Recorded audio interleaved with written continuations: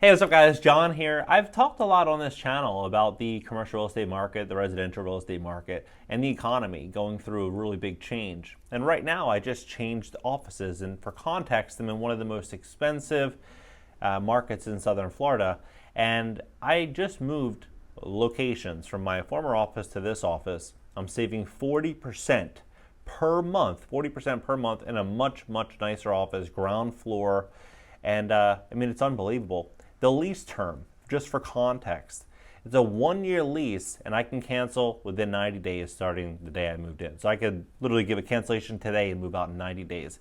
That would have never happened 2 years ago, 3 years ago. And they built out the entire office, built a new office for GreatCreditFast inside of this building. I mean, it's pretty incredible. It's pretty incredible.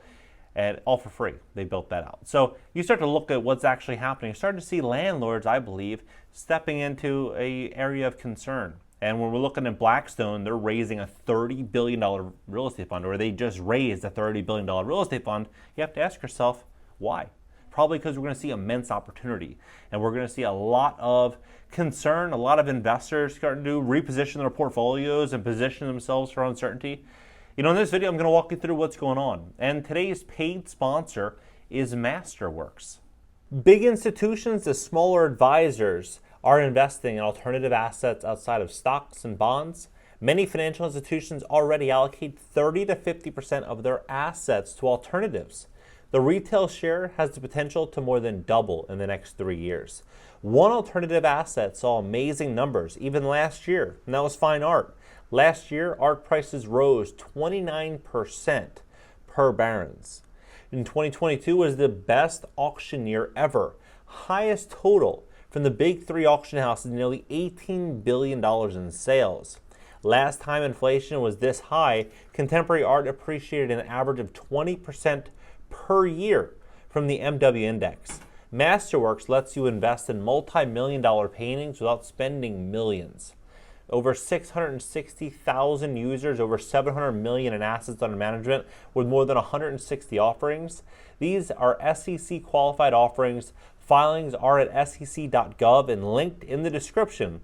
The last three sales returned 10%, 13%, and 35% net returns to investors.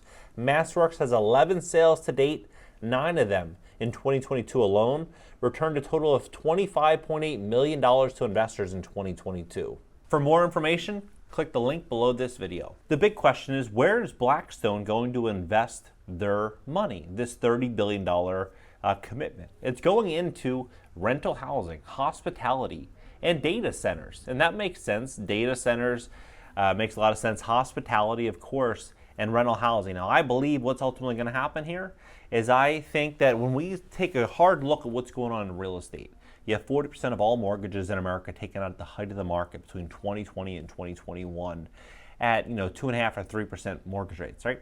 And they locked in these rates, and a lot of these people have no equity, very little equity in their properties, considering the fact that mortgage rates more than doubled over the last 2.5 years. And so as this is occurring, there's definitely going to be more and more distress coming to the market. And as that is happening, positioning yourselves with a mountain of capital is probably a smart thing to do. And you look at Blackstone's track record. In 2009, they raised a fund and formed Invitation Homes. And Invitation Homes is one of the largest residential investors in the country. At one point, it was the largest. They had like 90,000 single-family homes, to put it in context. Like it's pretty incredible. And now they're raising a fund much bigger than back then. And why? Probably because they think a lot of distress is going to be coming to this market. They wouldn't raise that type of capital if they thought things are going to stay where they are for now. In fact, they've even changed the dialogue we're hearing, and no longer of a soft landing, talking about more of a hard landing. And so with a hard landing and $30 billion in cash, that $30 billion could, let's just say they put 30% down, they could buy $90 billion worth of assets. But if it's distressed assets, maybe it's 150, maybe it's 200 billion, maybe 250 billion in assets. It's incredible. As that is absolutely going to happen, without doubt, we're starting to see some other changes in the real estate market that nobody is talking about. I talked about this on this channel, about Local Law 97, a lot of these climate upgrades and all this stuff. I believe for sure, 100%, that this is going to happen, and I think it's really crucial to pay close attention to it, because whatever your beliefs are about it, whether you agree or disagree, the only thing that really matters is what's actually happening. What is actually happening? And this is what is actually happening, right? So when we're looking right now, they just came out with something called the green mortgage. I've never heard of this. I mean, it just came out 2 days ago, 3 days ago. And this green mortgage will allow you to do the upgrades of which they were saying needed to be done, and you basically will be able to take it out of your property. So basically, if you have a 2.5% mortgage or a 3% mortgage, you'd be able to get a bigger loan amount to do these upgrades at your former mortgage rate. And so it allows borrowers to finance certain green improvements at the same rate and terms as their home purchase. So that's basically what is likely going to happen. So if you have the average down payment for a first-time home buyer during that period between 2020 and 2021 as 6%, and then you have the average down payment for a second home at 13% down, and then you have mortgage rates nearly double, it means most people don't have the equity. However, when utility bills start to skyrocket and things get much, much more expensive, people are going to be looking for ways in which they can save money. So if they can, let's say, do one of these upgrades, like for example, the issue here in this article, they said that they are going to pay an extra $17 a month on their mortgage, but they're going to save $45 a month on a lower utility bill. So people are going to start to lean into this, no doubt. And as this is occurring, you just look at some of these headlines. Like this all came out 4 hours ago. JP Morgan, H&M, right, $1 billion.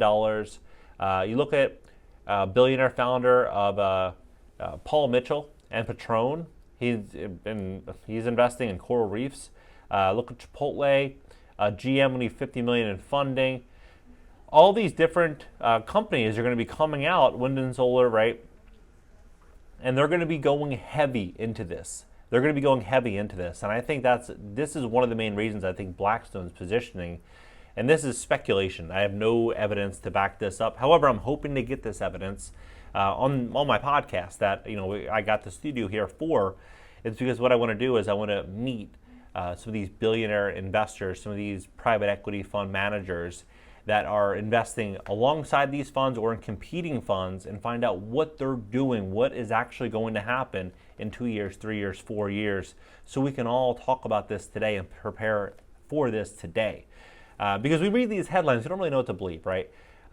We are proud to have realized an estimated $146 million in multifamily tenant utility cost savings, and nearly $9.5 billion in wages paid to construct and retrofit properties. And they go on to say, Fannie Mae is the largest multifamily lender in the country. Our multifamily green bond grew $101 billion. They own 62% of all the mortgages. So you want to pay attention to what they're saying. Look at this guy. So Tom Sawyer, I've recently just heard of him. He is going nationwide. Net zero, nationwide. And his focus is he wants to put, so he says, Bloomberg reported on Wednesday that Galvanized Climate Solutions' latest plan will rest on strategic asset acquisition, proprietary methods of retrofitting buildings. So this is what we should all be talking about. What are these methods, right? What are these proprietary methods? Retrofitting buildings and adding solar panels, I'm sure, in buildings across the country to result in long-term payoffs assembly. But these are the properties he's going after. He's going after student housing, self-storage, industrial properties, focused mainly on low-density multifamily properties that have 1 to 3 stories in surface parking, which can provide a great area for solar panels. This real estate strategy with decarbonization goal told Bloomberg, capitalism will look at this successful strategy and replicate it, beating ripples through the built environment. So, look at Local Law 97. You look at all these changes. This is going to be the future, I believe, of real estate. I think this is going to change property valuations nationwide. I believe we're going to start seeing banks tighten up based on ESG and all this. That's what I think is going to happen. It's going to get harder to get financing in certain areas. Insurance is going to increase in certain areas. Some areas are going to appreciate better than others. All of these trends are going to, without doubt, change property valuations and property portfolios nationwide. And it's up to all smart and savvy investors and entrepreneurs that are in real estate to pay close attention to these trends and to pay close attention to where Blackstone is investing. What markets are they going in? They're not going to invest in markets in certain areas that are going to be considered high risk in a year, 2 years, 3 years, right? They're going to go in areas in which they're going to be able to do a cash out refinance. They're going to have no problem getting a loan out against their property. The insurance rates are likely going to be relatively stable. Like, this is what's ultimately going to happen.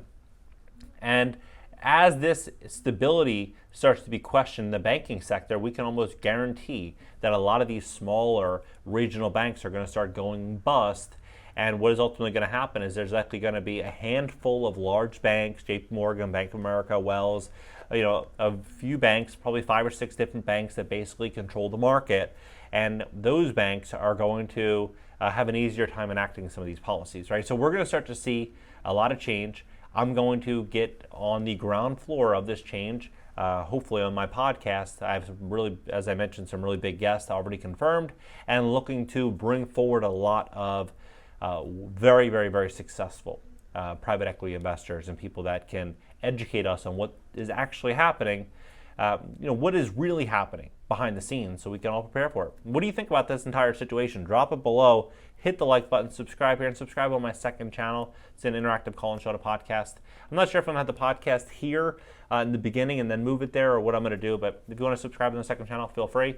Also, if you need help fixing your credit, we would love to help you at GreatCreditFast.com. Give us a call at 561-430-5900.